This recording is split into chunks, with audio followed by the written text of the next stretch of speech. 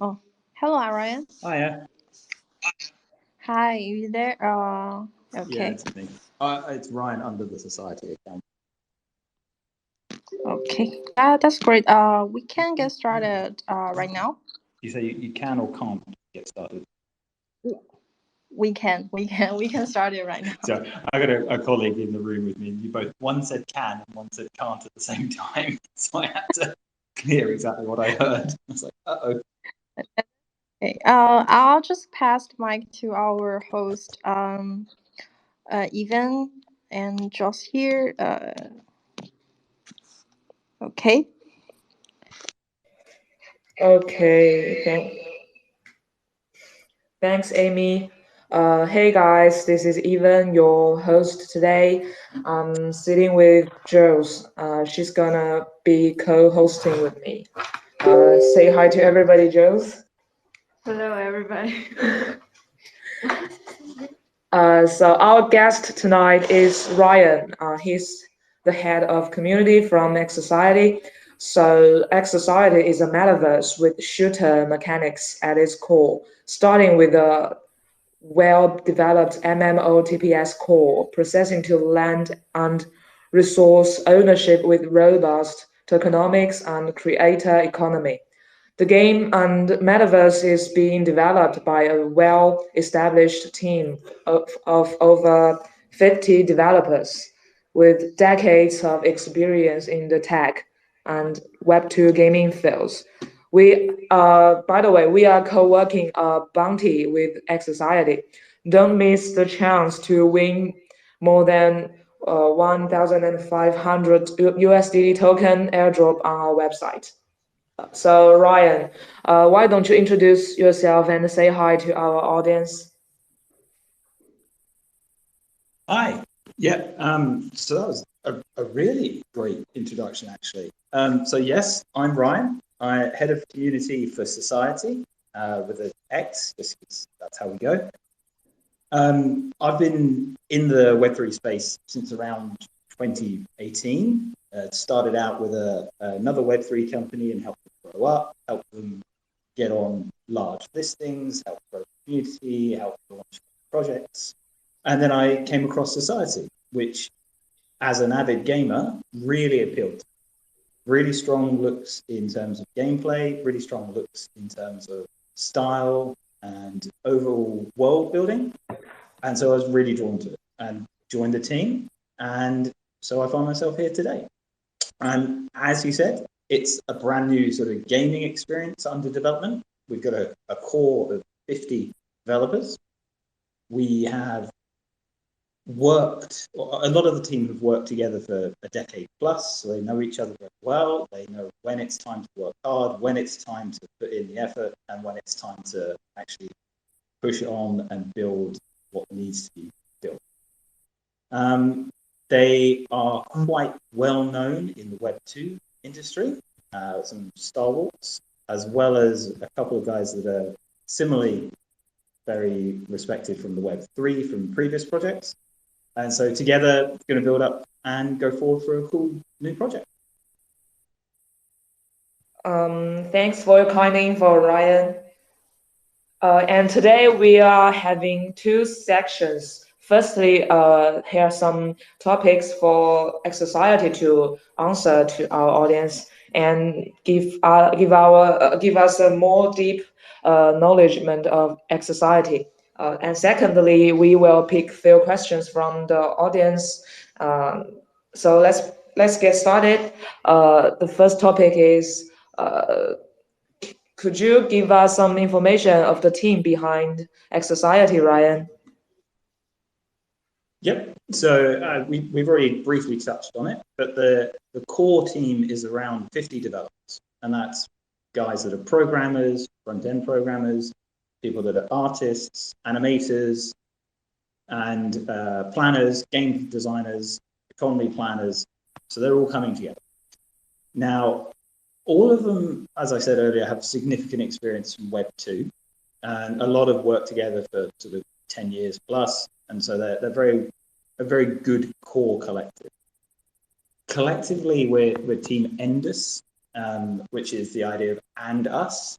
And that leads into some other stuff we talk about in the future where we want to work with the community and build together. So and us and together.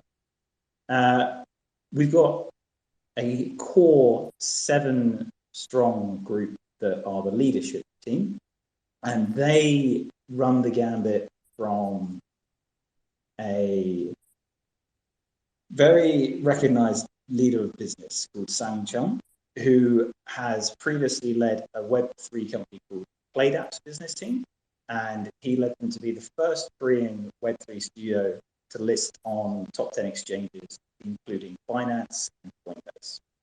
In Web2, he worked for stalwart companies such as NCSoft and ItemBay. But it's not just business guys. We've also got a very recognized artist, MJ Lee. He's the creative artist. He's responsible for bringing together the look, the feel of society, keeping it coherent and together. And whenever you see something that's got a very strong punchy design, he's the one that's helped bring that into fruition. He's most known as the author of Ragnarok comics and the former art director of Gravity Games for Ragnarok Online. He was instrumental in Gravity being the first Korean game company to be listed on the NASDAQ. So again, another strong presence. You can see his work through anything that we tweet out that's got images. Any image you see, his style's been in there. We also have our game designer, which is, I should say our game design director, YK Cho. He's got 18 years experience as a game designer. He's worked for WeMade, Netmarble, Krafton. He's been a lead director for a project called Everytown, and he helped produce over 100 million in revenue for them. So again, good competencies in designing game economies, designing game loops, and maintaining a life cycle.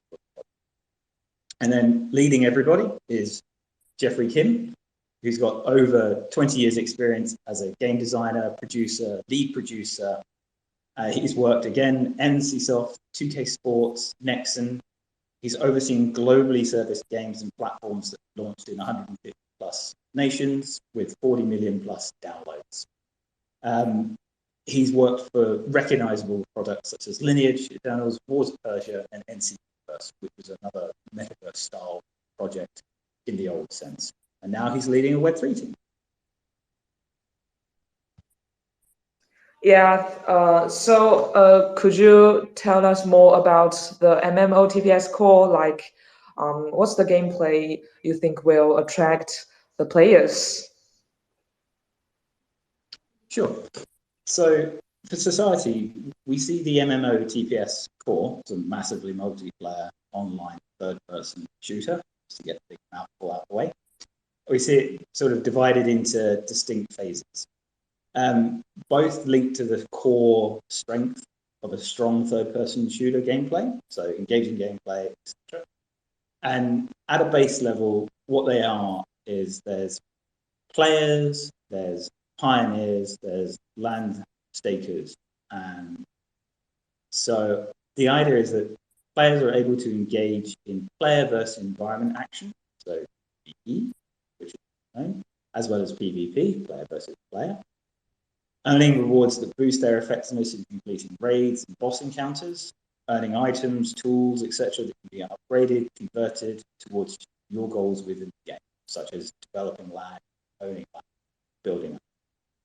But we want to go a little bit more deep than that. That's just kind of the first phase, where shooting, looting. As players progress towards late game content, there's more opportunities for land ownership and development of that land. So the idea is that players will eventually see themselves as owners of land, developers of land, and entering kind of what we call the living society phase. And that's where rewards for creation and management of items come in from across the wider world. So that's kind of the top level idea of how you would go from starting at shooting to building a world, maintaining a world. Sounds attractive. So, is there any demo version or beta test soon recently we can expect?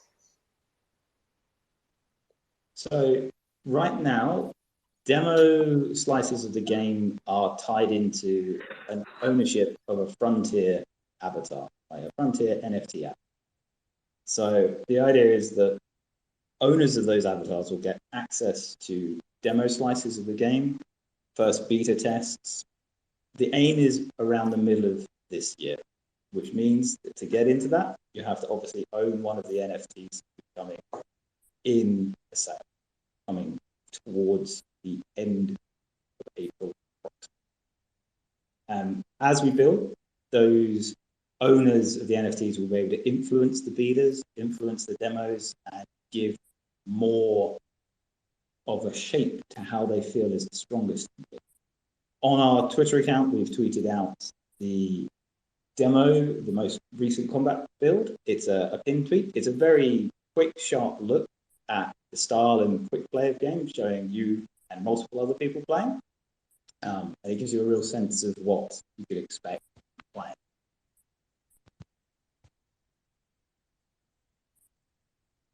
So, like, what's the utility of your land NFTs? Hey, Ryan. Hey, I was just gonna share in the combat demo clip. So we have to then please.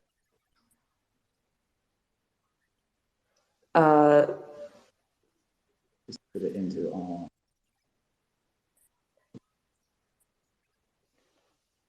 I'll do it. There's no video. I'll talk about the utility of land now. It's more interesting anyway than watching it clip.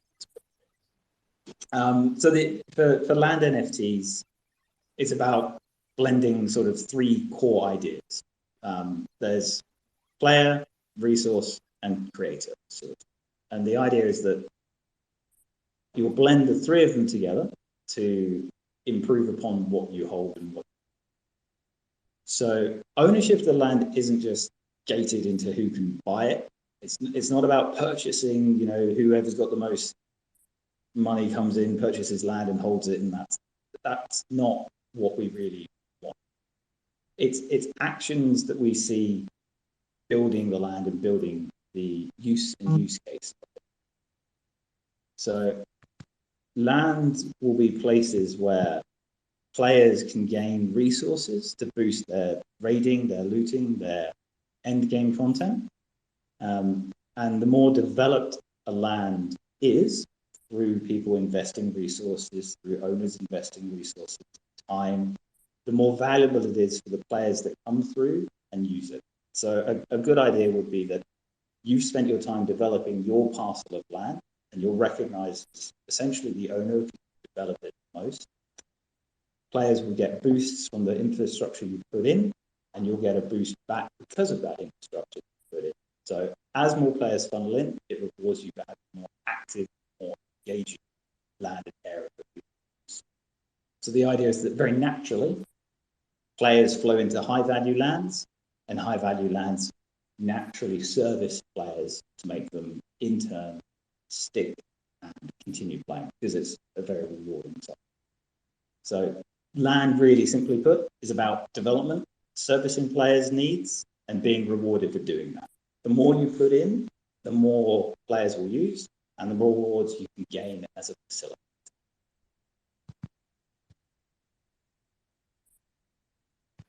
Oh, got it. So all XOCIETY NFT will be interoperable. May I know what is the launch plan? So interoperability, everyone talks about interoperability in the terms that they always envisioned a ready plan needs to go where it's the best world ever and everything's there. So society takes the approach that interoperability can deliver value and recognition of the NFTs that you own. So kind of a good example would be another unopened project, which is Derby Stars, which is a horse race. And people own horses of particular value, particular levels that they've spent resources investing in and have an affinity with, obviously. Now, in the world of society, it's futuristic, it's stylistic, it's a world reborn. So there's not horses, but naturally there's a representation of that NFT as a high value light cycle or motorcycle, as you want to call it traditionally. But that's just a simple representation. We want to go a bit deeper, and with partner projects such as Ben Mary's Evolution, we have the ability to have unique content that's accessible by ownership and recognition of the ownership of that NFT. So if, for argument's sake, you own one of his NFT collection, that's where gated content such as unique raids, unique bosses, unique weapons are available for you to earn, engage, play with. So only by that NFT ownership do you gain access. And so we kind of view it as not just the NFT, but your ownership of multiple NFTs, different worlds, giving you different benefits. So you could even see characters like Thor, which is one of Ben Marrow's big, very highly polished NFTs, be represented and playable in terms of a boss raid, in terms of companion, whatever, in societies.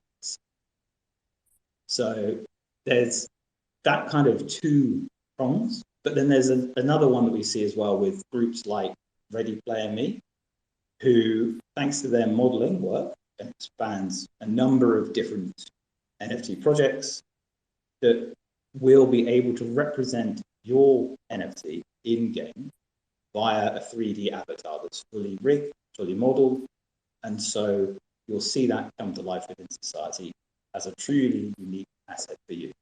It's early days, but there's a lot of exciting possibilities with that kind of work, and there's kind of three areas that you can push into.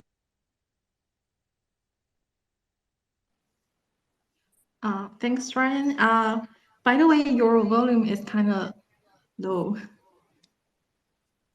I will try and be louder. Yeah, now it's better. Now it's better. Okay, I also checked the avatars from the website. It looks pretty cool, and I'm just wondering what's the utility and what we can expect from that, because I saw the logo is also there, so I'm just kind of curious. Mm-hmm. So with Society's Frontier NFT avatars, at their root, they're your access point to the most rewarding aspects of society. So ownership of one of these Frontier avatars will come with access to playtests, influence in development through feedback, through access days, which will come at regular paces. The idea is that every 4 months or so, by owning one of these NFT avatars, you'll be able to participate in game tests, beta tests, and have feedback to steer it into a world that is rewarding for you. So it's kind of got a play access route and an ownership route. There's also the idea that within game mechanics that you have access to are boosted. So each Frontier avatar has grades, and a lot of the stuff we've shown off through Twitter has been moving across this grade from very high grade and very high grade, very intricate, very detailed ones, and middle grade, which are still highly unique and 100% custom made, but there's gradients to these. And so this grade plays a role in unlocking different benefits within society. So while they're determined at mint and distributed across ownership, it's not that if you buy the most expensive, you get best. Again, it's trying to be fair, trying to act these out in a way that makes it true to the idea that what you put in is what you get out. So a lower grade NFT Frontier avatar, by playing and being active with it, you're still going to get true rewards. And as I said, the most attractive point really for the ownership in terms of outside of playing in the game is from now until live launch, roughly every 4 months, development builds come out, your chance to play, access, and feedback, shape the project. That's kind of the most compelling part of to me. Thanks, Ryan. Thanks for the very detailed introduction about the avatars and all the feedbacks. I think the community will be very excited about building a project based on their feedbacks. For me, it sounds like it. I think the most question that commonly asked by the community is what is the tokenomics design be like? And how will you guys avoid the death spiral that existed in the current GameFi projects? Yeah, it's a great question, especially that end part where it talks about the death spiral that can exist in some GameFi games. So we kind of look at the current space of Web3 games, and you can roughly split them into two definable groups. We've got what's well established, play and earn, and we've got holding and staking for rewards. Now, they both have a few issues when the primary driver to play is to get simply a token-based reward. Now, either players find ways of maximizing reward with minimum effort, which creates an uninteresting gameplay for others, and even for them themselves, or you can end up with new players being priced out as the entry point inflates by people holding and not wanting to release. So for society, a lot of the experience that we've had in terms of building real game economies has been from the free-to-play business model. And it's really well established that gamers pay for engaging and exciting content. Like, I mean, we know how big the traditional gaming industry is. It's a multi-billion-dollar market. Right? And that's all for players that are just playing for the fun of it. The vast majority are playing for fun. There's obviously streamers and things like that, but most players play for fun. So the idea that regular gated content, regular refreshed content is engaging and keeps people coming in and paying for that access or receiving access helps to push away just sort of the death spiral. But we've also got the idea that as players play, they're not just investing their effort and time. In-game resources and in-game items are still something that hold value. Now, there's a lot out there where people talk about purely boosters, they talk about skins, etc. But it's a valuable pool of revenue to add in addition to any revenue that comes in from NFT sales to keep as a sustainable treasury and reward pool. So the death spiral, luckily, our design director, YK, he has overseen again a project called Everytown, and that entered what's known as the sort of the ending of the tailoring life cycle, where daily average users start declining, and you end with a core group of players that are very happy and very engaged. What he managed to do during that time was to build in mechanics that kept stabilized revenue and grew it modestly. And so that means the game continues on. The product doesn't die away because it's entered the death spiral and can't service itself anymore. So that blending of traditional free-to-play and some team experience means we're really confident that we can avoid the death cycle or the death spiral, as people call it.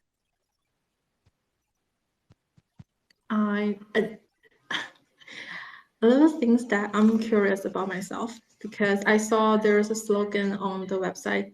It say there is no such thing as a free lunch in society, XOCIETY. So what do you mean there's no such thing as free lunch? I'm just curious. Yeah, no. So really simply put, in society, the phrase "there's no free lunch" means you get out what you put in.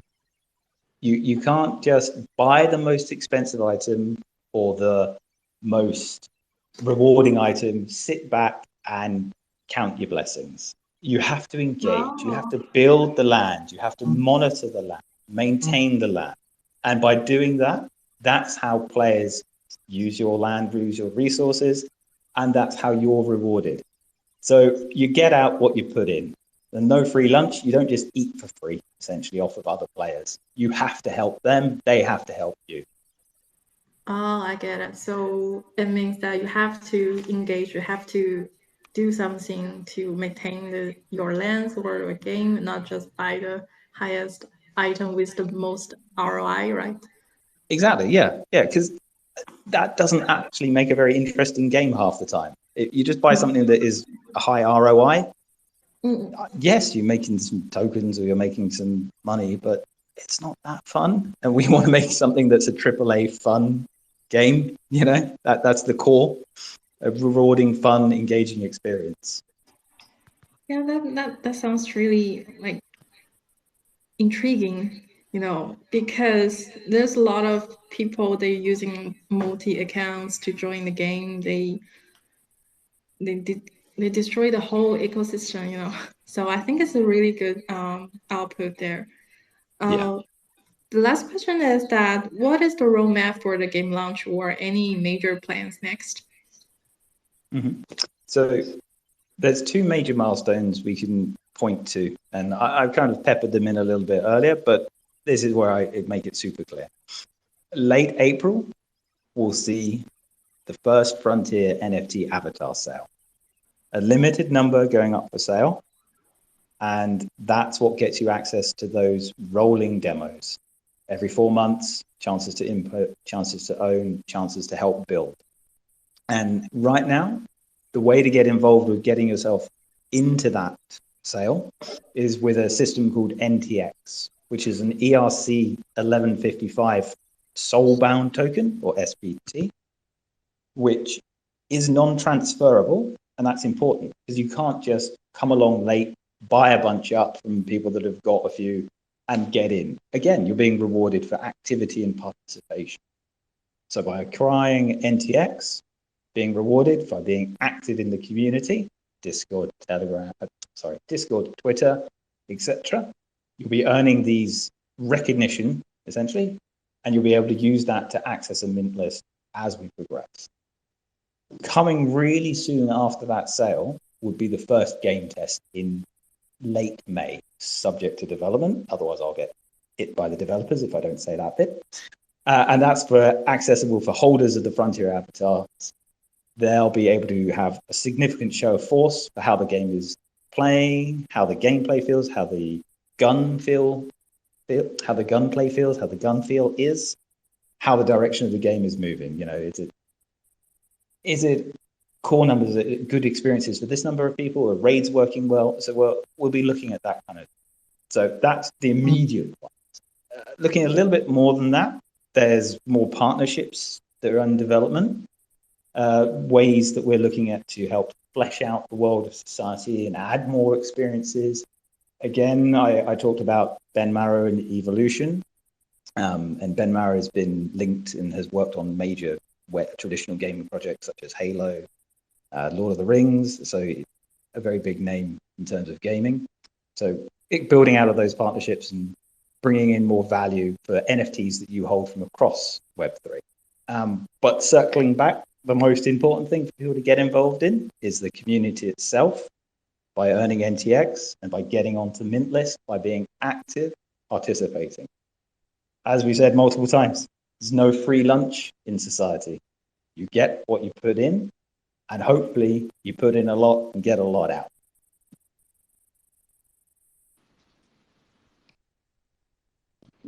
Okay, thanks, Ryan. Okay, I'll just thanks for your introduction. I think everyone here get more clear about what is society is trying to do and what is the game like. So we're going to move to the last question now.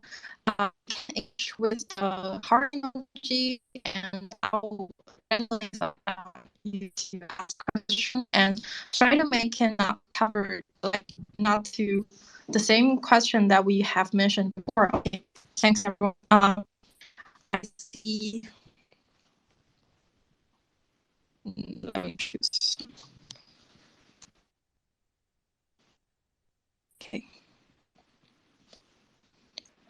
Okay.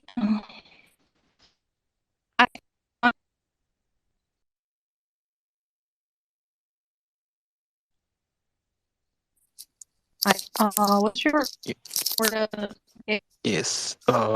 Actually, I have a question regarding 3D avatar. Can I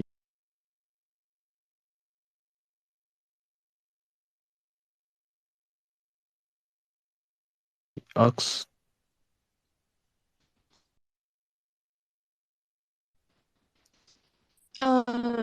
yeah, please. Actually, okay. So I see that there are different type of avatar available. So can each avatar come with different abilities, or they are same ability? So yes, there are different tiers in terms of the avatars. So at the very top tier, one of them might give you, say, a 5% boost in looting a certain resource, or it might be a 10% boost in speed or something like that. But at their core, they can all do the same thing, but they might help you be rewarded quicker or comparatively slower. So it's yeah. So yeah, the different tiers has that. There's also a licensing system which is bound to the avatars as well. And so avatars have buffs and tiers in those buffs that differ in quality. So that it's buff based. But there's a licensing function as well, which is again boosting your ability that can counteract that kind of thing, the different tier. Okay, okay. Thank you. Got it. Understand. Thanks, Iconic. What about Evan? What's your question? Okay, so my question is, what will your team do to limit inflation in the game, and how will you sustain the economy with the large number of players entering the game in the future? So if I take that second part first, the way of stabilizing the economy is, again, the industry experience we have from the traditional free-to-play model, where there's large player bases coming in and spending on accessible and unique assets and experiences and engaging gameplay. So the idea is that they will keep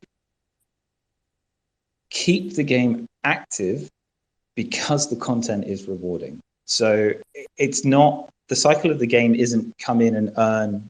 The real core cycle of the game is come in and experience and be rewarded.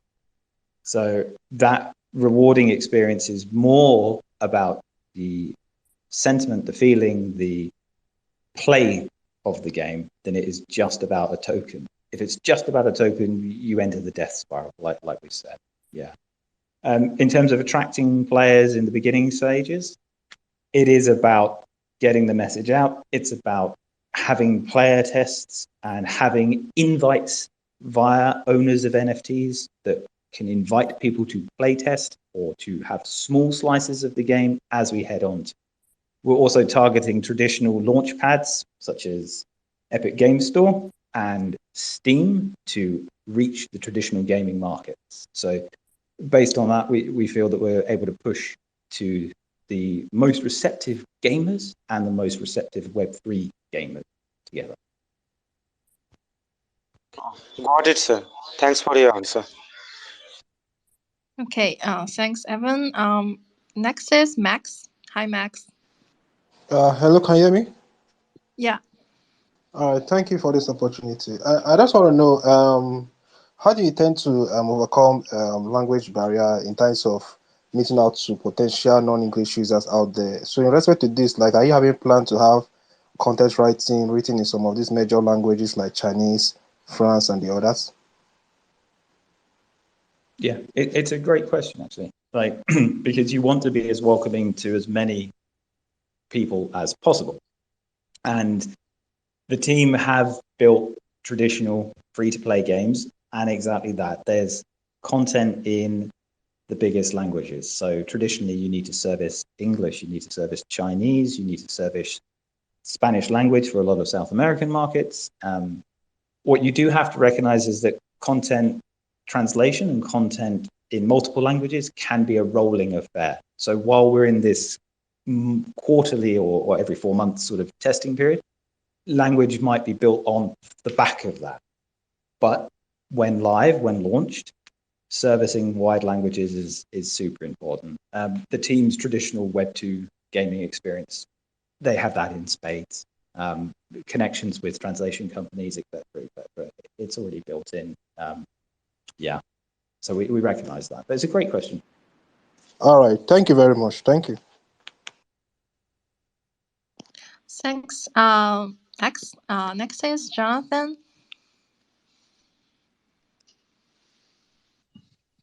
Can you please tell us, is your NFTs only usable for your platform, or can your NFTs pertain to other projects?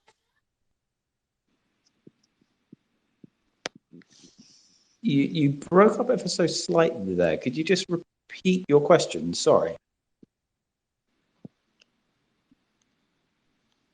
Can you please tell us, is your NFTs only usable for your platform, or can your NFTs pertain to other projects?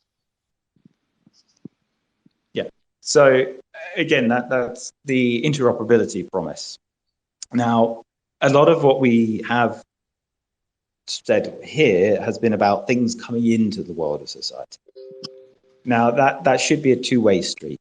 So when there's comparable experiences, we should see that we have opportunities to represent your avatars in other things, and that is achieved through relationships with Ready Player Me. Their ability to take your NFT and have it represented in multiple projects is very achievable. It's difficult in terms of graphic converting, but it is doable. And that's why we picked a partner like Ready Player Me, who can help facilitate that. I mean, we've seen projects like Sandbox achieve it, and we look to that as a very applicable model.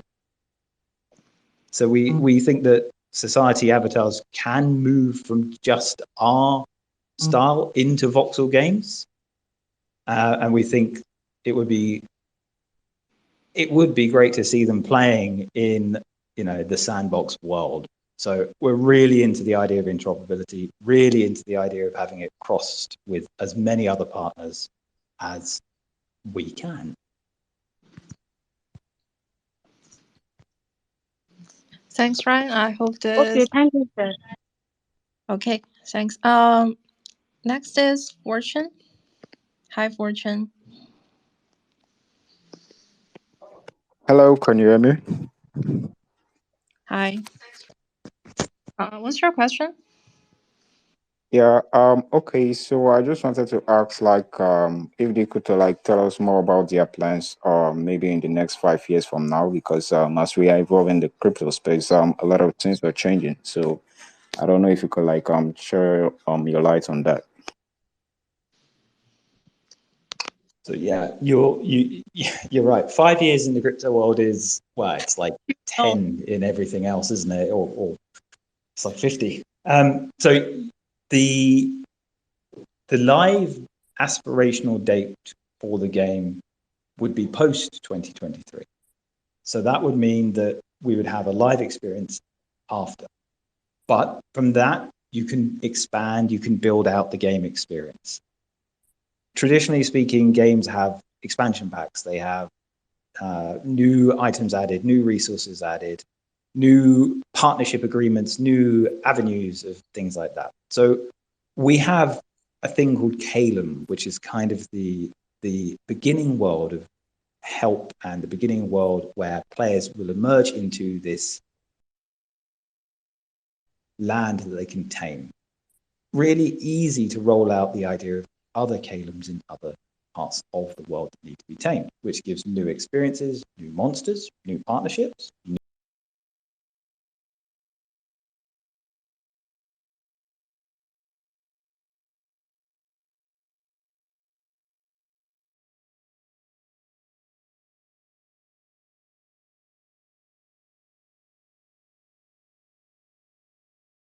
new NFTs to cross-work with. So branching out into that sort of further 5-year period, it's all about expanding and working with other people and bringing in more content, more raid content, more playable content. So you can look to traditional models such as, you know, Bungie's Destiny, how they expand out through gameplay, how they expand out through new expansions at a regular interval. Yeah. Okay. Thank you very much for the answer. Thanks, Fortune. Next is Acid. Hi, Acid. Hello, can you hear me? Hi. Yeah, thanks for bringing me up.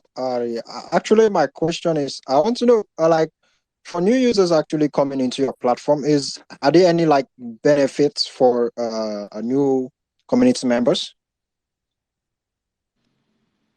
So new community members coming in right now would be able to earn NTX, which is we call it the community reward token in terms of community activity, in terms of helping us, in terms of building. You can be rewarded by earning that, and that will have redeemable qualities in game. So there's, you know, it's hard work to get NTX at times, and there's going to be big challenges and big asks that we're going to want the community to work with. So you can have the chance to shape the game by undertaking character design, or earlier somebody asked about translation and having the game available in multiple languages. That can be work that the community can help us fulfill for being rewarded with NTX. We're kind of calling it collectively co-work, which is the idea of obviously working together collectively. And so you could come in today, start contributing in different ways, easy ways, or more challenging ways, more rewarding ways. And that's what helps you earn now. And then the game launches, the sale kicks off, you can get involved deeper. But those requests are still going to be happening while the game is being developed. We're going to need you guys to help us build it in Mandarin, build it in Spanish, build it in every language there is. Do that, help us. You'll be rewarded, not just with small rewards, but recognition. You'll be in the credits. You'll be recognized in game. That's kind of cooperation and co-work that we see happening. Yes, and by the way, we are doing a grand campaign with XOCIETY right now. You can check our website. And the reward is over 1,000. Yeah, 1,015. Sorry, 1,500 of USDT, and also 250 people will get NTX as the reward. Yeah, you can check it out. The next is Frankie. Okay. Yeah. Hello, can you hear me? Yeah, we can hear you. Okay. Okay. My question, I want to know, in terms of security of the game, like how secure is the game in terms of avoiding hackers into the game, or easier into the game? Also, in respect to this, like, do you have incentive for people that might find debug in the game and tell the team about it? Like, do you have an incentive attached to that? So that's my questions. Mm-hmm. Yeah, again, that all comes back to this concept of co-work. During regular testing, every 4 months, where holders of avatars all get priority access, and holders of other things like NTX can get secondary access potentially, that's when bug finding, bug testing will be calling on you guys. That's where rewards will be happening. NTX for finding those bugs. NTX then is transferable into the game when it's launched. Not only that, you'll be recognized as essentially QA helpers. You'll be recognized as a core contributor. It's not to say the devs are not doing anything. The devs are always also putting strong effort into anti-cheat software, contract reporting, contract evaluation, security evaluation, CertEC, etc. The devs aren't just farming it off to the community. But many hands make light work, is the saying, and many pioneers, the group of society, make a better game. Oh, all right, thank you.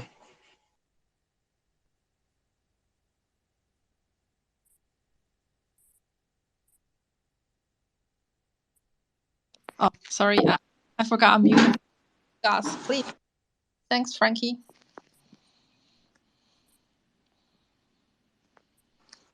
Hello, can you hear me?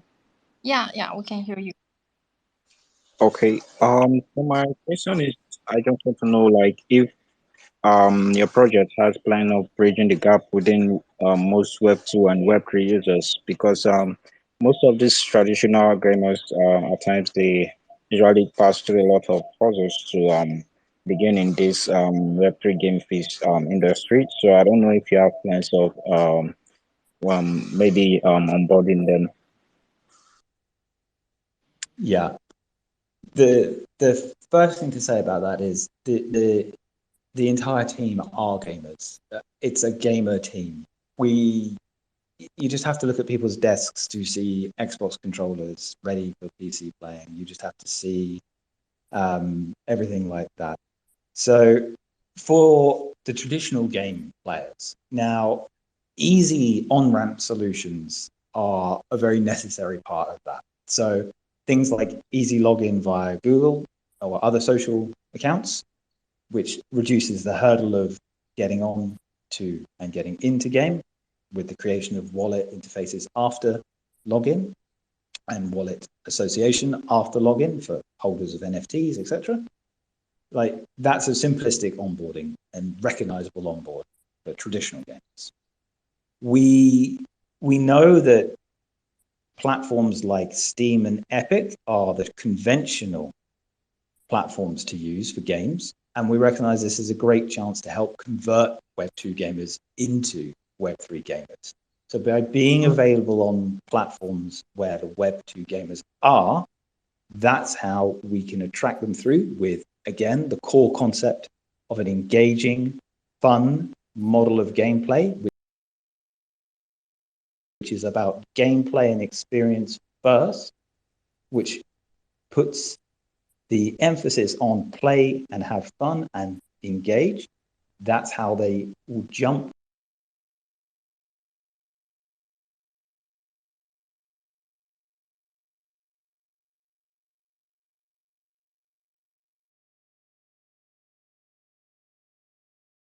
the bridge of getting over the hurdle of the idea of a Web3 game being just, token. There's much more to it. Obviously, in-game purchasing, easy purchasing things are established through Visa purchasing and easy transactions through that. The devs are very focused on UX and UI for traditional gamers and for aping that content and for maintaining that simplicity and that familiarity. It's not a scary Web3 game with all this nefariousness to it. It's a very interesting, fun, playable MMORPGs, and that's the hook. Wow. Thank you very much for it. Thank you.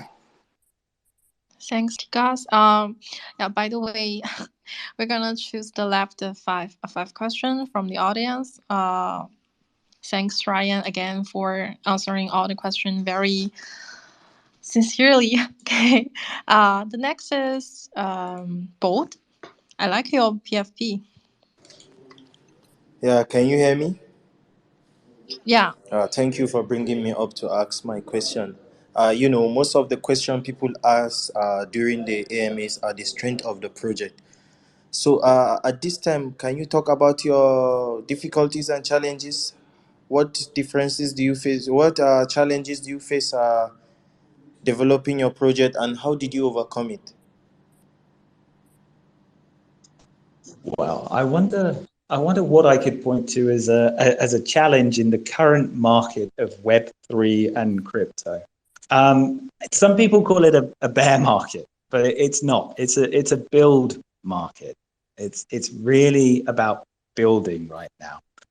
So yes, you might view that as a problem or as a challenge, but what that is actually allowing us to do is focus on building a very attractive, a very polished product. When we put out avatar videos or little clips of our NFTs, it's not just something that we've thrown together. It's been polished, it's been released, it's been signed off.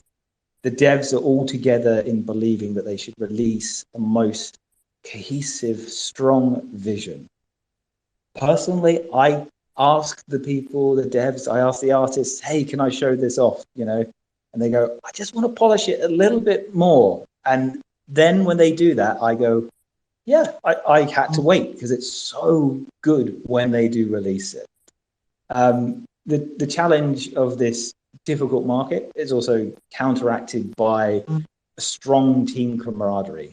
Everyone's worked together through the times of success for projects and difficulties for projects. It's not new for a lot of us. The guys that have been involved in Web3 have been there since early 2018 and before, and they've seen the rush up. They've seen other smaller dips, and they know what it's like to keep pushing and to keep overcoming that.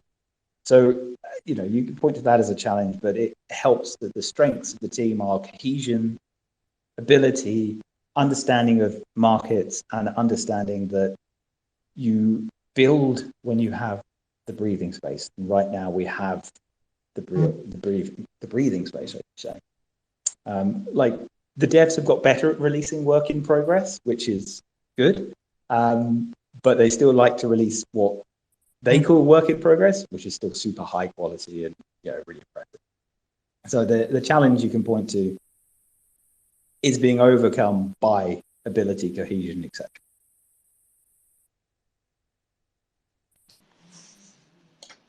Hope that answered your question, both. Yeah. Thank Okay. you for answering my question, and I wish you good luck. Thanks, both. Next is Justin. You're working at McDonald's. Hello, Justin. Hi, can you hear me? Yeah. All right.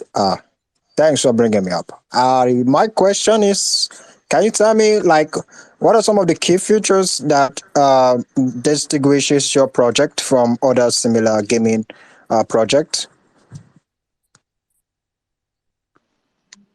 The one thing I'd point to straight off the bat is the look. If you go and look at what has been released from Society, avatars, the website itself, society.io, it looks so different to other Web3 games. I don't want to sit here and be arrogant and over the top, but the level of polish is just high. The level of detail in terms of how an avatar's light reflects is high. The difference in terms of gameplay when we're playing internally ourselves, it's a game first. It's a differentiator in that while there is putting in economy, the primary focus is a game that works well and plays well and is rewarding to play. The game economy comes in and supports it and keeps everything moving over with tokenomics, new gameplay, new investments, new ways for people to play. But the differentiator is that the team have all done MMOs before, shooters. They've built those things before. They've serviced those things before. And now they're just doing it again with the benefits of Web3 and with what Web3 gives you as the player on top of a great core experience. Okay, thank you, sir. Thanks, Justin. Famous. Hi, I'm audible. Hi. All right. My question is, can you tell me about the team behind this project? What is We the also experience? heard this question at the beginning. Okay.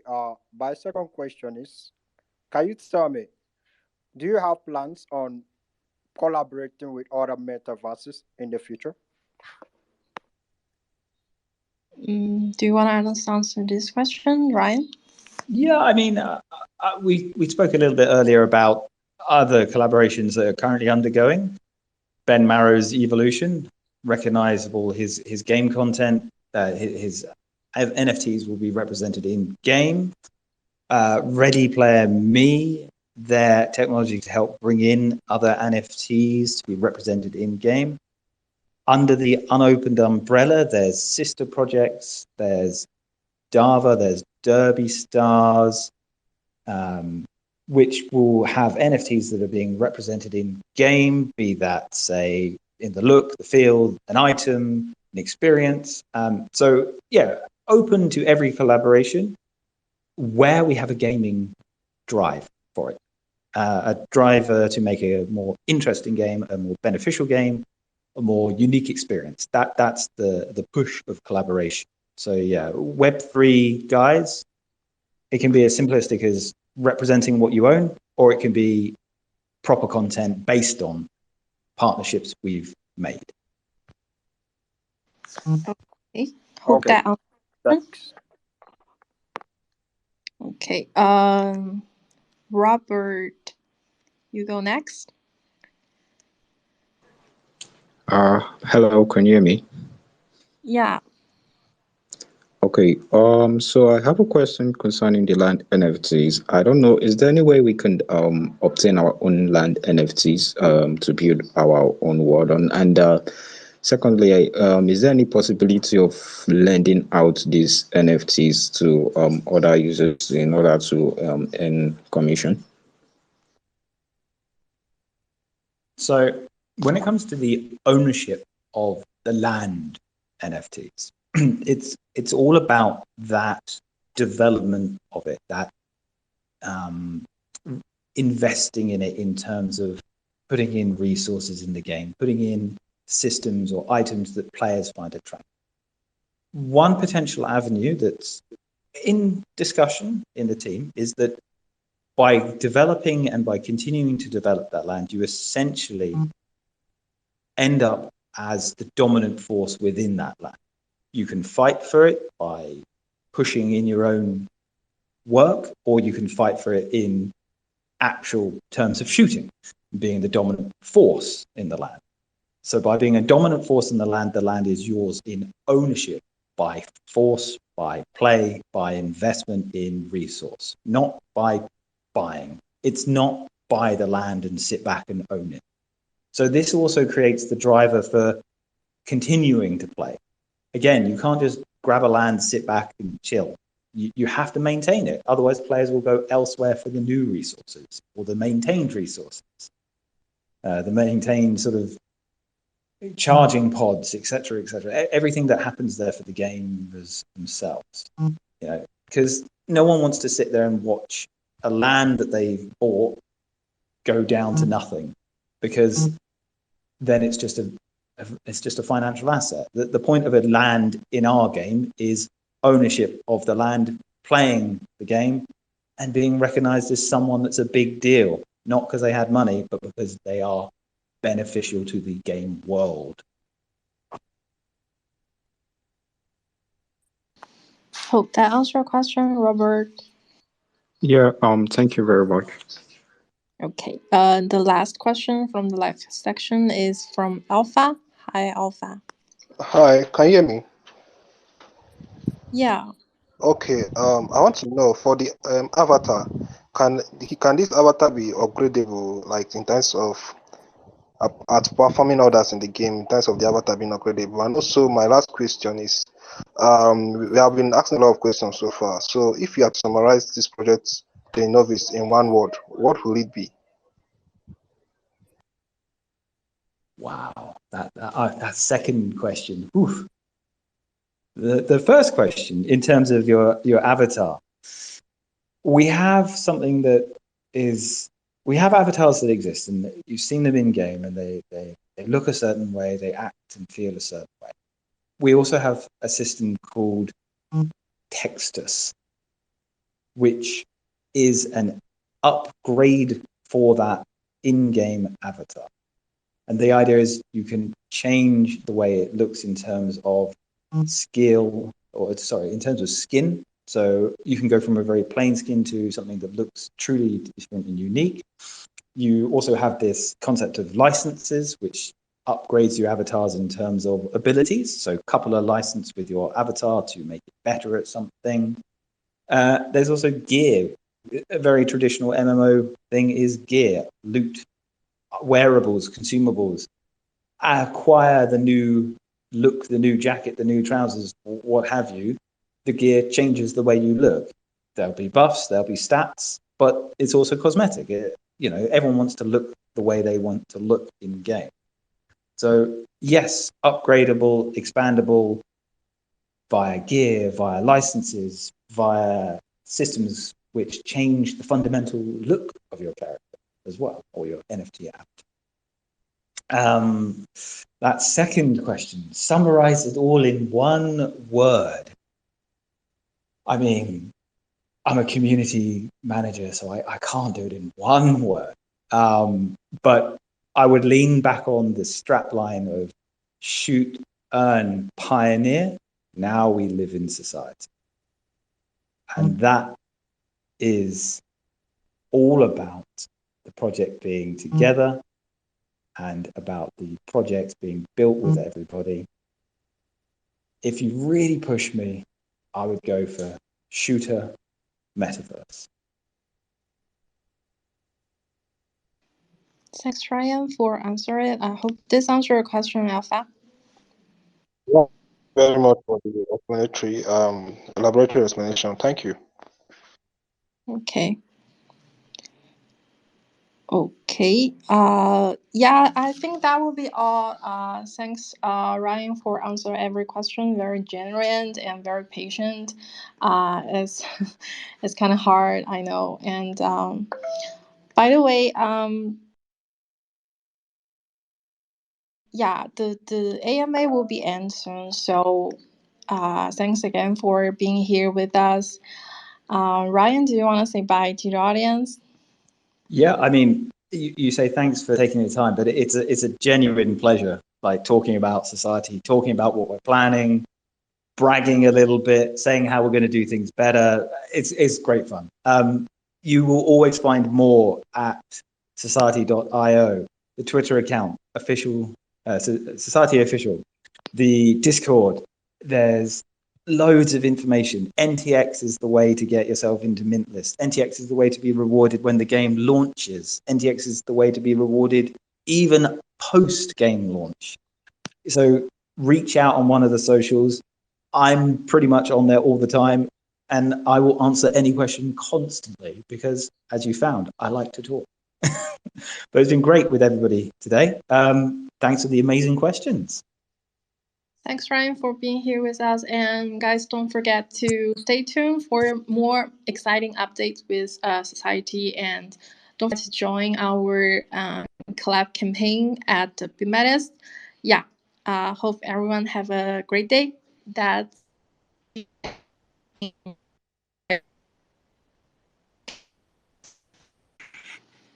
oh. Do you want to play the exit BGM or not? Yeah, sure. Okay. Okay.